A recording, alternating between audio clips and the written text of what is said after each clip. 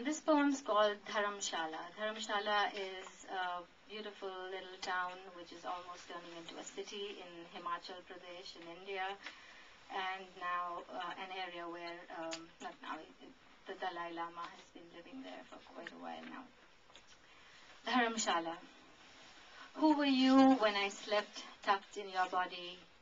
Who was I when I woke with the sun in my eyes, blinded by the promise of day so exquisite that it undid my blouse and our songs drowned the colors of heaven?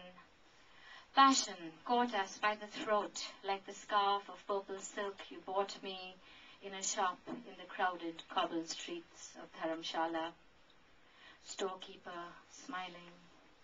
Wood smoke from pavement tea shops curled around Buddhist pilgrims and tourists and maroon-robed figures spilling from buses, pointing at posters of Richard Gere, of the Dalai Lama beaming compassion upon the world, his followers and locals filling the towns, raising daily the virgin mountains of Himachal to build houses, hotels for the holy, for seekers and for the wretched and the rich, for loud tourists and cooing honeymooners. And there we were, trekking to Bhakshunath, which I remembered one grey winter day in my early youth. I had watched its carved lion heads, black with age, spout ice-green water from grotesque jaws into the temple bath, where devotees dipped their barely clad bodies and gained blessing, maybe salvation. Those who climb the steep path to visit it, they say, are blessed. We tried to keep that expectation alive, but stopped halfway, exhausted. I sat by a hovel on a stone that covered a drain, women draped in shawls walking effortlessly by. One stopped, seeing me wilt near her wall, offered tea and said, "You must reach Bhakshunath."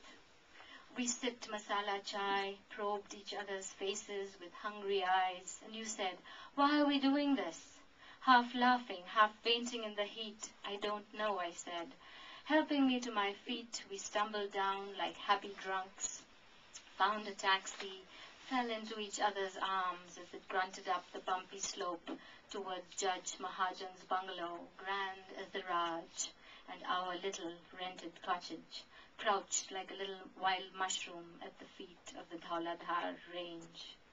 Wrapped in blankets of rough-spun wool, Himalayan winds and Mozart's horn concertos thumping the panes, we fell asleep as gently as the snowfall we were watching on peaks above us, salmon and gold with sunset. Next morning, clasped in the palms of a sunless sky, we saw thunderstorms ravage trees and lightning throw thorns across our floor.